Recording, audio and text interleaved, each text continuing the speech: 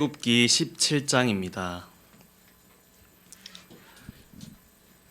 오늘 말씀은 출애굽기 17장 8절부터 16절입니다.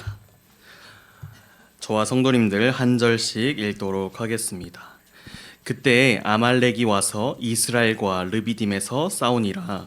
모세가 여호수아에게 이르되 우리를 위하여 사람들을 택하여 나가서 아말렉과 싸우라. 내일 내가 하나님의 지팡이를 손에 잡고 산 꼭대기에 서리라. 여호수아가 모세의 말대로 행하여 아말렉과 싸우고 모세와 아론과 훌은 산 꼭대기에 올라가서 모세가 손을 들면 이스라엘이 이기고 손을 내리면 아말렉이 이기더니 모세의 팔이 피곤함에 그들이 돌을 가져다가 모세의 아래에 놓아 그가 그 위에 앉게 하고 아론과 훌이 한 사람은 이쪽에서 한 사람은 저쪽에서 모세의 손을 붙들어 올렸더니 그 손이 해가 지도록 내려오지 아니한지라. 여호수아가 칼날로 아말렉과 그 백성을 쳐서 무찌르니라. 여호와께서 모세에게 이르시되 이것을 책에 기록하여 기념하게 하고 여호수아의 귀에 외워 들리라. 내가 아말렉을 없이하여 천하에서 기억도 못하게 하리라. 모세가 제단을 쌓고 그 이름을 여호와 니시라 하고 함께 읽겠습니다. 이르되 여호와께서 맹세하기를 여호와가 아말렉과 더불어 대대로 싸우리라 하셨다 하였더라. 아멘. 길을 걷다 보면 항상 눈에 보이는 것이 있습니다. 바다를 가도 산을 가도 도시를 걷다 보면 항상 눈에 보이는 것이 있습니다. 그것은 바로 흙입니다. 흙은 너무 흔하고 평범합니다. 그런데 이 흙은요, 누가 사용하느냐에 따라서 완전히 다른 가치를 가지게 됩니다. 이 흔한 흙이 농부의 손에 들어가게 되면 생명을 키우는 비옥한 땅이 됩니다. 그리고 도예가의 손에 들어가게 되면 그 흙은 잘 빚어져서 멋있는 도자기가 됩니다. 그리고 건축가의 손에 들어가게 되면 그 흙은 벽돌이 되어서 건물이 됩니다. 흙이 너무 흔하다 보니까 보잘것없어 보이기도 하고 평범해 보이지만 하나님께서도 그 흙을 사용하신 적이 있습니다. 흙을 빚으시고 생기를 불어넣어 사람을 만드셨습니다. 하나님께서는 이처럼 평범하고 흔한 것으로 가치 있게 사용하십니다. 출애굽기는 모세가 하나님의 부르심을 받은 후에 이스라엘 백성들을 하나님께서 인도하신 곳으로 인도하여 내는 여정을 말하고 있습니다. 긴 세월 동안 노예 생활을 해왔던 이스라엘 백성들은 하나님께서 낮에는 구름 기둥으로, 밤에는 불 기둥으로 인도하셨습니다. 그리고 홍해도 가르는 기적을 보여주시고 마라의 쓴물도 달게 하시며 배고플 땐 만나와 메추라기도 주셨습니다. 그런데 이스라엘 백성들은 하나님의 인도하심에도 불구하고 당장 앞에 놓여진 힘듦과 어려움들을 불평하고 원망하였습니다. 당장 앞에 놓여진 것들 때문에 자신들을 인도하여 낸 모세조차도 원망하였습니다. 오히려 애굽 땅에서 더 힘들었을 텐데 그것은 생각조차 하지 않았던 것 같습니다. 그런데 그런 이스라엘 백성들이 물이 먹고 싶다 하였을 때, 모세에게 물이 먹고 싶다 화를 내었을 때 하나님께서는 그것을 아시고 반석을 깨어서 물을 주시기도 하였습니다. 이렇게 하나님께서 이스라엘 백성들을 인도하시고 기적을 많이 베푸셨는데요. 갑작스럽게 예상치 못한 위기가 찾아옵니다. 오늘 본문 8절에는 보시면 아말렉이 이스라엘 백성들을 갑작스럽게 공격하는 장면이 등장합니다. 신명기 25장 18절에서는 아말렉의 공격에 대해서 이렇게 말하고 있는데요. 곧 그들이 너를 길에서 만나 내가 피곤할 때 내 뒤에 떨어진 약한 자들을 쳤고 하나님을 두려워하지 아니하였느니라 라고 말씀하고 있습니다. 아말렉 사람들은 이스라엘 사람들의 약해진 모습들, 피곤해 있는 모습들을 보고 그들을 뒤에서 공격하였습니다. 그리고는 하나님을 두려워하지 않았다라고 말씀하고 있습니다. 사실 이스라엘 백성들은 노예 생활을 긴 시간 동안 하느라 싸움, 전쟁이랑은 거리가 너무나도 멀어 보이는 삶을 살아왔습니다. 농사를 하거나 건축을 하거나 여러 가지 노동을 하는 것은 너무나도 일상적이었지만 전쟁은 해본 적이 없었습니다. 그런 나약한 이스라엘 백성들에게, 지쳐있던 이스라엘 백성들에게 아말렉은 공격을 하였습니다.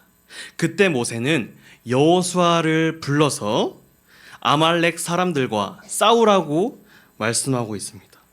그렇게 해서 여호수아는 당장에 어려움도 있지만 모세의 말에 순종하여서 전쟁을 준비하였습니다.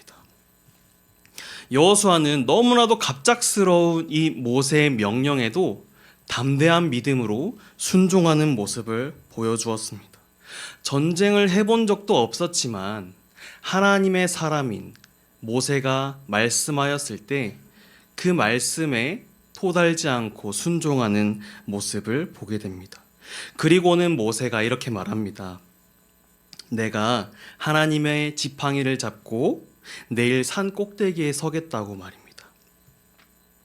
이후 여호수아는 아말렉과 전쟁을 하게 됩니다. 모세와 아론과 훌은 산 꼭대기에 올라갔고 모세가 손을 들면 전쟁을 이기고 손을 내리면 아말렉이 이겼습니다. 모세가 산 위에서 그들을 위해서 기도할 때, 모세가 하나님을 의지하였을 때 하나님께서는 이스라엘에게 승리를 주셨습니다. 여기 말씀해 보시면 산에 올라갈 때 그가 하나님의 지팡이를 들고 올라갔다고 말하고 있습니다.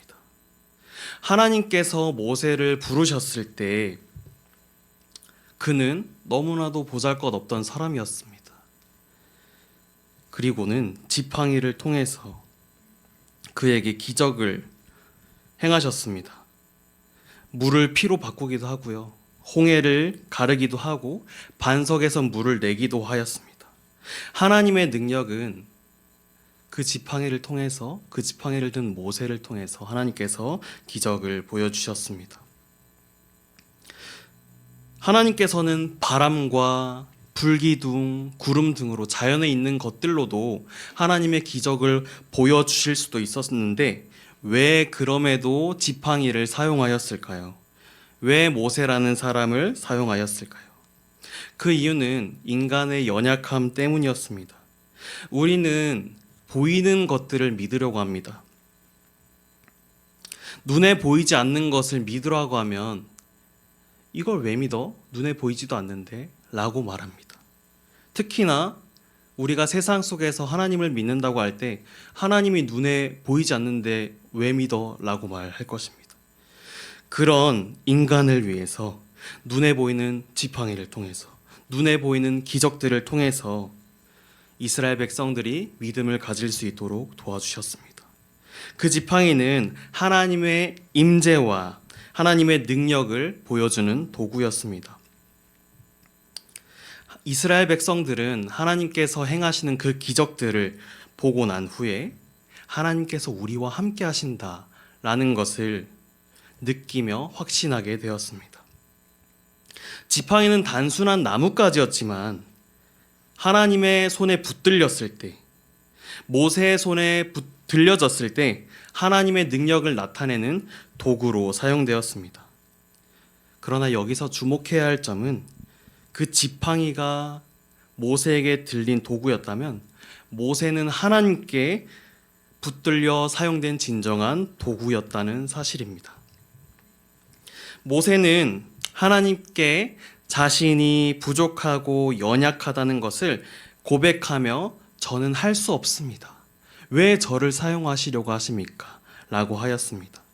그런데 하나님께서는 그렇게 연약하였던 모세를 사용하셔서 이스라엘 백성들을 구원하셨습니다.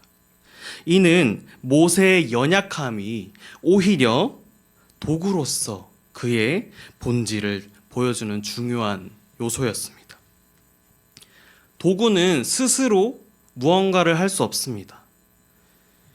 이 마이크는 혼자 있다고 해서 무언가를 할 수 없습니다. 제가 말을 하였을 때 이 마이크는 마이크의 능력을 가지게 됩니다. 그것처럼 모세도 자신의 능력으로 이스라엘 백성들을 이끌고 했던 것이 아니라 하나님의 손에 붙들린 도구로서 하나님의 능력을 드러내는 역할을 하였던 것입니다. 우리의 삶도 하나님께서 우리를 붙들어 사용하실 때 하나님의 영광을 나타내는 도구가 될 수 있을 것입니다. 12절 함께 읽어보겠습니다.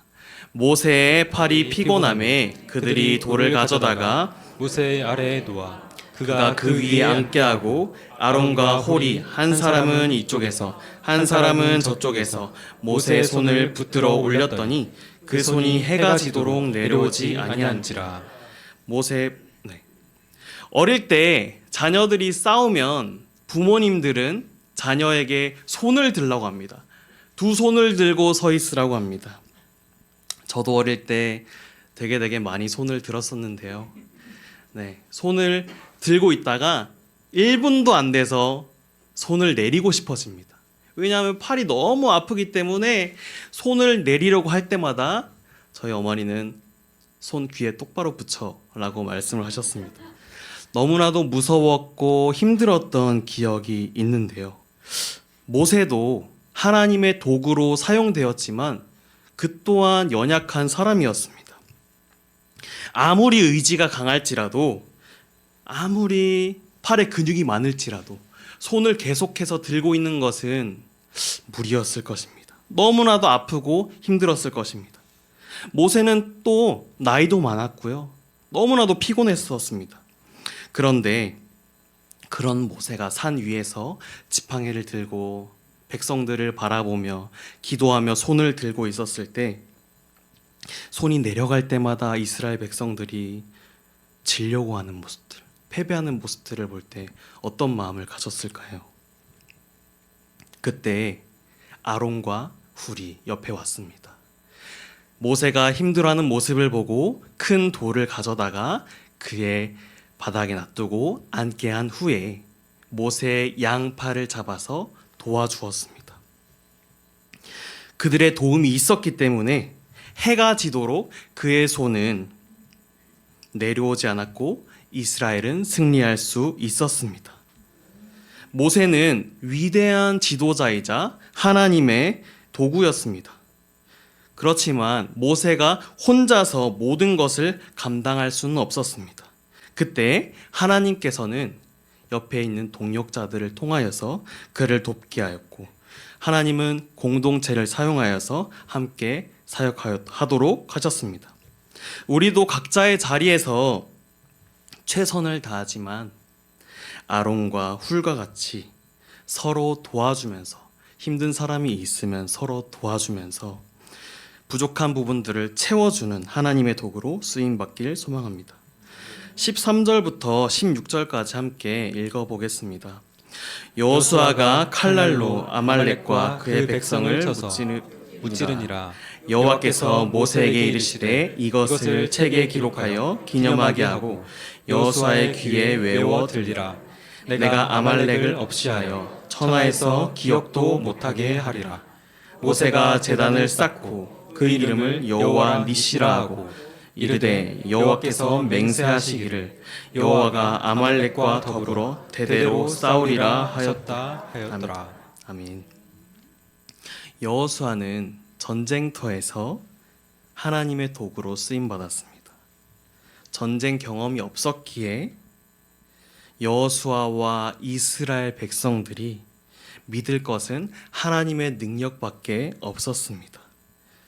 하나님께서는 아무런 준비가 되어 있지 않던 전쟁을 하지 못했던 그 이스라엘 백성들을 아말렉의 공격으로부터 지켜내시고 그들로부터 전쟁에서 승리하게 하셨습니다.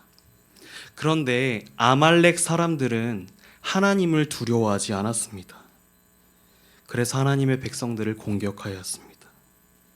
그들은 이길 줄 알았을 것입니다. 너무나도 약해 보였고 힘도 없어 보이고 지쳐 보였기 때문입니다. 그런데 하나님께서는 그럼에도 불구하고 불가능을 가능케 하셨습니다. 하나님의 백성들에게 아말렉은 패배하고 말았습니다. 오늘 본문에서는 하나님께서 모세에게 여호수아가 이것을 잘 기억하고 외우게 하라고 말씀하십니다. 하나님께서는 앞으로 여호수아를 사용하실 것을 미리 정하시고 준비하시며 그가 하나님의 능력을 기억하여서 믿음으로 앞으로의 사명을 잘 감당할 수 있도록 세워가십니다. 그리고 모세는 제단을 쌓아 그 제단의 이름을 여호와 니시라고 지었습니다. 그리고 여호와는 나의 깃발, 즉 하나님께서 전쟁을 이기게 하시고 승리하게 하신다는 것을 기억하게 하였습니다. 마지막으로 하나님께서는 이스라엘 백성들에게 아말렉을 없애고 천하에서 지워 버리겠다고 말씀하십니다. 그리고 그들과 대대로 싸울 것이라 말씀하십니다. 오늘날 우리는 아말렉과 같은 죄와 매일매일 싸우며 살아갑니다.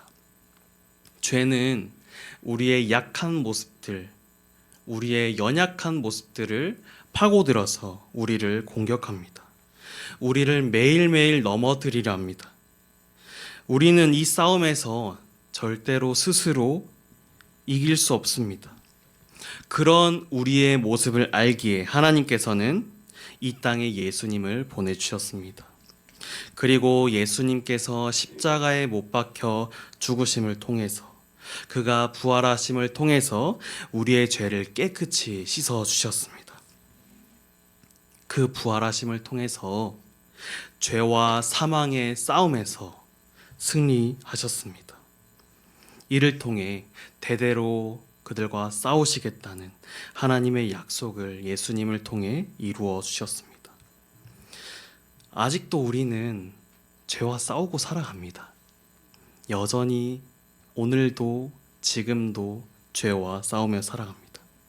그럼에도 우리는 그 싸움에서 승리하게 해주실 하나님의 약속을 꼭 붙잡고 예수님을 믿고 기도함으로 승리하시길 소망합니다. 오늘 말씀에서 우리는 하나님의 도구로 쓰임받는 모세와 여호수아 그리고 아론과 훌의 모습을 보았습니다. 하나님께서는 우리의 평범하고 연약해 보이는 삶도 하나님의 손에 붙들릴 때 능력이 있다고 말하고 있습니다.